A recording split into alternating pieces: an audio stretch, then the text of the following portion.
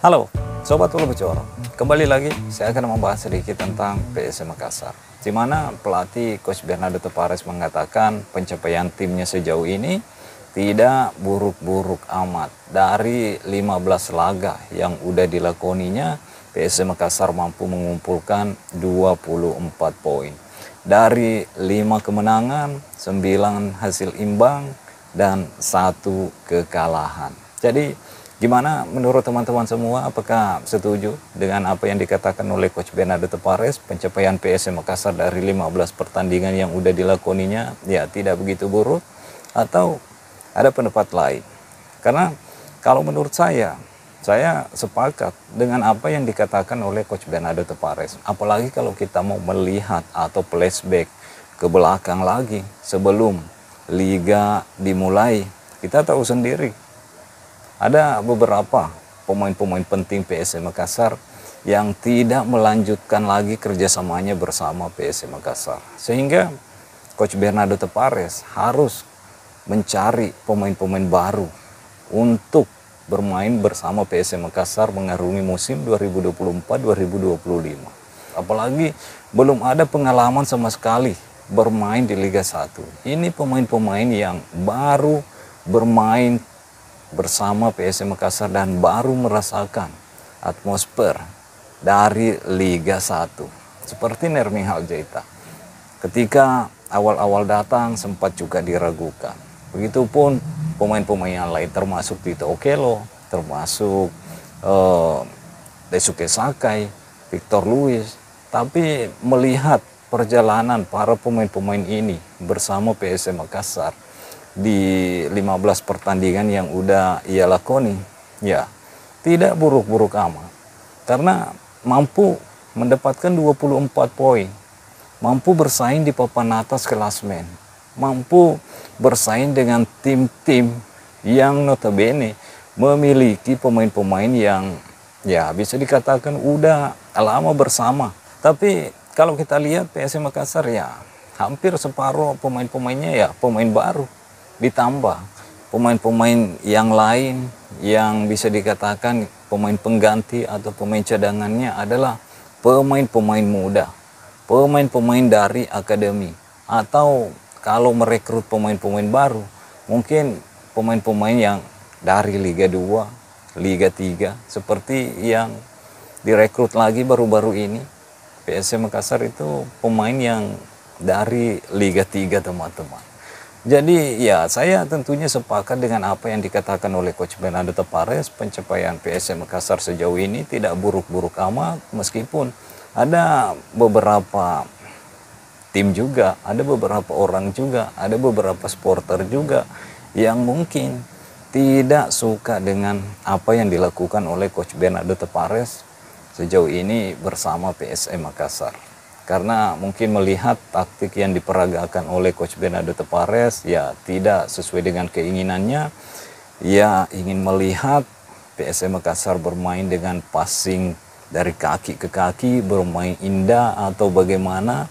Tapi ya kalau kita melihat hasil, Coach Bernardo Tavares ya tidak buruk-buruk amat bersama PSM Makassar. Di awal kedatangannya dia mampu mempersembahkan juara untuk PSM Makassar yang begitu lama tidak mendapatkan juara Liga 1. Tapi setelah kedatangan Coach Bernardo Tavares ya juara itu datang ke Makassar. Jadi saya tentunya tidak setuju kalau ada orang yang mengatakan Bernardo Tavares harus out. Ini tidak cocok dengan PSM Makassar karena permainannya lombol. Tapi nyatanya secara hasil Coach Bernardo Tavares mampu bersaing dengan tim-tim papan atas lainnya. PSM Makassar bisa dikatakan saat ini ya masih berada di papan atas klasemen urutan ke-6. Kurang beruntung aja andaikan pemain-pemainnya, lini depannya mampu menyelesaikan setiap peluang yang ia dapatkan, mampu mempertahankan keunggulan ketika bermain. Ya tentunya ini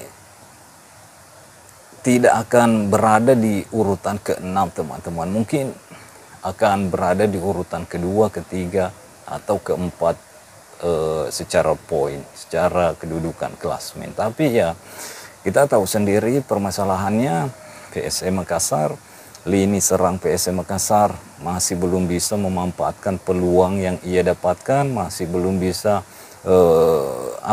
menyelesaikan setiap peluang yang ia dapatkan.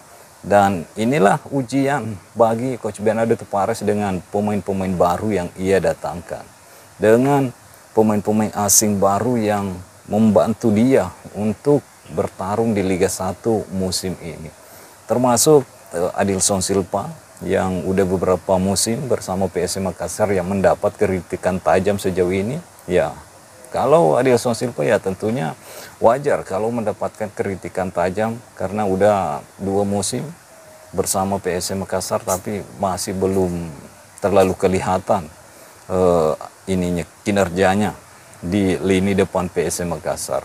Untuk Nermin Haljaita ya sejauh ini masih berjalan normal, meskipun setelah kembali dari cedera ya belum juga menemukan sentuhan terbaiknya, belum kembali mendapatkan gol-golnya teman-teman. Begitupun dengan Tito Okello, meskipun tidak banyak mencetak gol tapi ya pemain ini juga banyak membantu PSM Makassar. Kita tahu sendirilah seperti apa PSM Makassar. Saya tidak membela Coach Bernardo Tavares, saya tidak membela ini dan itu, tapi ya kita harus melihat secara realistis.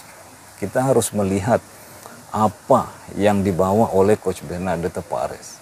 Meskipun tidak suka apa yang diperagakan di atas lapangan karena mungkin permainannya direct atau umpan lombol-lombol FC lah kalau teman-teman sering bahasakan tentang permainan PSM Makassar. Dan ya mungkin itu adalah bagian dari strategi untuk melawan tim-tim seperti Persib Bandung, Persebaya Surabaya. Ini pemuncak klasemen loh, Persebaya Surabaya, tapi PSM Makassar mampu mendapatkan 1 poin dari kandang sang pemuncak klasemen Persib Bandung. Begitupun dengan Persija Jakarta, PSM juga mampu menahan imbang Persija Jakarta.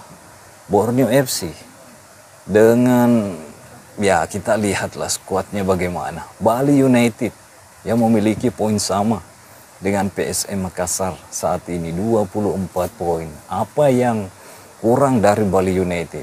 Fasilitas Bali United menurut saya dia memiliki fasilitas yang lengkap.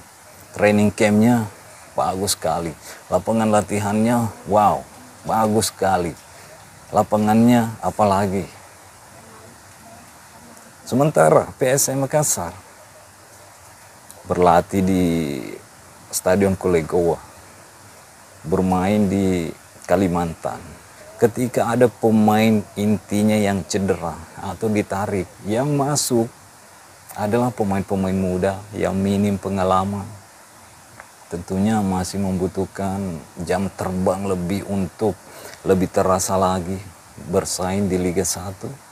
Jadi ya tentunya saya tidak setuju jika Coach Bernardo Tavares disuruh out dari PSM Makassar. Kita udah melihat pelatih ini ya cukup loyal, andaikan pelatih-pelatih lain yang banyak mendapatkan masalah di tempat kerjanya atau di klub yang ia latih, ya mungkin pelatih itu udah meminta haknya atau bagaimana untuk tidak melanjutkan kerjasama dengan pihak klub yang ya bisa dikatakan seperti PSM Makassar yang keuangannya tidak begitu stabil teman-teman. Jadi gimana menurut teman-teman semua? Oke, mungkin sampai di sini dulu. Stay healthy, no baper-baper. Bye-bye.